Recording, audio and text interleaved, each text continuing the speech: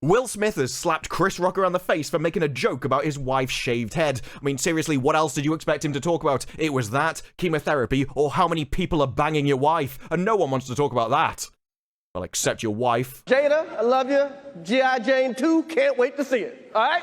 Now, admittedly, the joke was about a movie from 1997, but I don't mind that because that's the last time that Chris Rock was actually funny. But if you watch what happened, he was talking to Jada while he's telling the joke, and when he says, all right, he looks over at Will to make sure that he's not offended him, to make sure that he's okay. And Will Smith laughs, so clearly he was. His wife in that picture, though, not so pleased. In fact, she had a face like a slapped arse. It's probably a poor choice of words. And he knows if he doesn't do something, he's going to go home in a car alone, and she's going to go home with a train on her. I mean, on a train. And that's how you end up with something like this happening. He had to save face for her. Honestly, I've never seen a man wrapped around his wife's fingers so hard.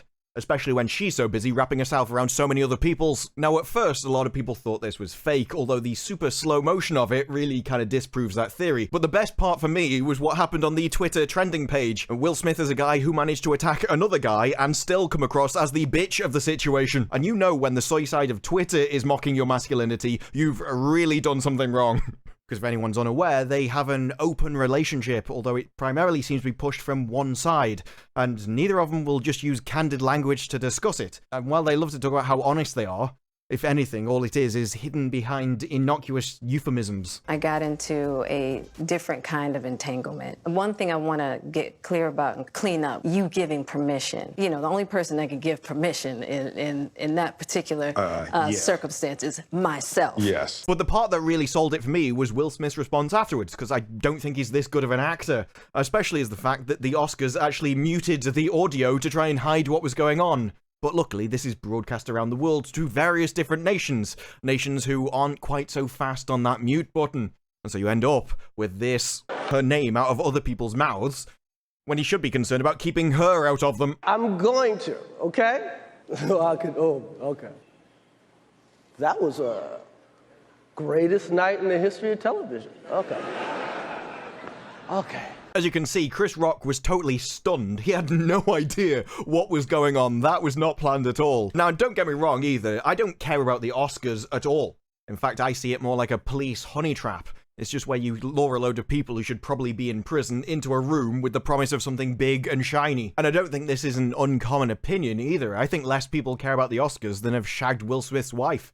Although, admittedly, that doesn't narrow down the numbers too much. But the thing is, I like Will Smith. I've grown up with Will Smith. He's produced a load of entertainment that I think is great, from The Fresh Prince of Bel-Air and Men in Black, and I remember when their relationship was held up as the perfect relationship, something everyone should aim for. It just goes to show the more something is virtue signaled over, the more rotten it is to the core. But the issue is, this is clearly eating him up, and as someone that's grown up with him, it's not what I want for him. Even though it's perfectly understandable why it's happened, because it's happened to so many other people in the past. You even get this from Divorce Magazine, and I mean, seriously, how many are you having if you're subscribing to a monthly magazine over it? But it does say, why do women initiate divorce more than men? According to a study, women initiate 69%. Nice. Of all divorces. And I have to say, after you've actually open palm slapped another person, I think you actually do fully qualify for this 69%.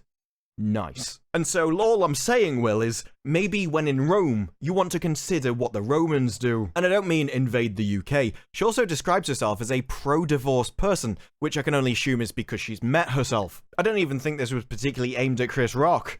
I think this was simply pent-up anger which has been building for a long time and eventually had to be released somewhere. Even if that somewhere wasn't the person who was causing it all. Now, after this, Will Smith obviously needed to be calmed down. And there's no better place for that than in an ad break where all the plebs can't see what's going on. This is when Will Smith got taken out to the front and actually calmed down by Denzel Washington. Honestly, I'd be getting more angry if I got Denzel Washington to come round and talk me down from it. So it's a good job then, really, that earlier in the night, Denzel had said that he's actually here for Will Smith because it understands that it'll be an emotional time for him. Are you there for him? Because I know he may need you tonight. This is a long time, well, I think a long time coming for him. And it's a lot of emotion. It's probably all welling up in him right now. Yeah, normally it's just stuff welling up inside her, but it got worse. Because the Oscars is planned in advance, along with the winners. And for some reason, they don't seem to be able to change them on the fly. This led to Will Smith actually winning an Oscar, his first Oscar, and therefore having to give an acceptance speech after he's already slapped one of the presenters. In this time in my life, I am overwhelmed by what God is calling on me to do and be in this world. A slapper. I'm being called on in my life to love people and to protect people and to be a river to my people. I mean, so far, the only river he's creating is out of his eyes. But for the rest of it, it's just more self-indulgent nonsense, as these people think they're so much better than everyone else. There's no difference between this and this. It's the same profession. It's got the same prestige. I don't know where this idea came in Hollywood, that you're also big and impressive and everyone looks up to you for some reason. But really, you're completely and utterly irrelevant, and the only reason you're being talked about now is because your wife sleeps with other men and you attacked someone for absolutely no reason whatsoever. Now, I know to do what we do, you got to be able to take abuse. You got to be able to have people talk crazy about you. I guess he predicted that clown comment. In this business, you got to be able to have people disrespecting you. And you got to smile and you got to pretend like that's okay. Okay, he definitely predicted that clown comment. But have you ever thought that the stuff that you might be pretending is okay and smiling along as you're clearly getting disrespected may not be people like me or other people outside, the normal people? Have you considered that it might be what's going on at home that you have to pretend you're happy with? I want to be a vessel for love. I think your wife's already got that one nailed down, dude. But after all of the backslapping and self-aggrandizement, we got to the bit which I thought was the worst of all of it. I want to apologize to the Academy. I want to apologize to all my fellow nominees. Do you think it's normal to smirk and grin on stage while you're crying and are supposed to be apologizing for slapping somebody in the face? Duper's delight, the rush of pleasure you get from manipulating someone or lying to their face, knowing that they can't do anything about it, that you've pulled it over on someone. It's generally made obvious by the fact that you can smile or smirk when it goes completely against the rest of the emotion that your face is trying to portray. Could be shown, I don't know, by sort of smiling or smirking when you're crying and pretending to be upset. But there's no need to judge that yet. Let's see what he said immediately afterwards. What had he thought of that made him so pleased? This is a beautiful moment. I'm not crying for winning an award. It's not about winning an award for me. It's about being able to shine light on all of the people, Tim and Trevor and Zach and Sanaya and Demi and Ingenue and the entire cast and crew. He said how amazing he was. He insinuated he was protecting his family and that he wanted to be a vessel of love and that he was actually guarding, I don't know, his people? I don't even know what that's supposed to mean. At no point was this an apology, and now he started thanking other people. He's got the spotlight off himself onto other people, which is what he thought about before, and then everybody claps and seemingly forgets what's just happened. And what is the result of this? There it is again. After you've congratulated yourself, you've thanked other people, and now you've successfully shifted the attention off yourself. You've cried, and now suddenly everyone's clapping for you. Why would you not be happy with that? But love will make you do crazy things. Yeah, like you're walking down the road and then you just accidentally bang an entire football team. It's happened to all of us. Thank you. Hope the Academy invites me back. Thank you.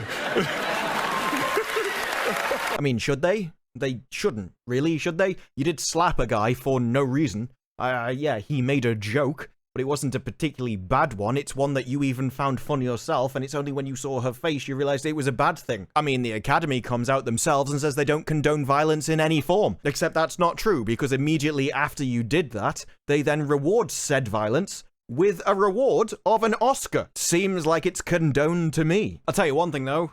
It did wonders for their viewership. But I think the real unfortunate casualty over this is indeed Will Smith himself. Yeah, just not the same Will Smith. It's Will Smith on Twitter, who isn't actually that Will Smith, it's somebody else. He just posts whelp, and it completely goes into the stratosphere all across Twitter. He even has to post that, I'm not the person you're upset or happy with, I make podcasts and video games for a living. Yeah, talk about a case of mistaken identity. That guy had his notifications completely and utterly nuked, and he didn't even have anything to do with it.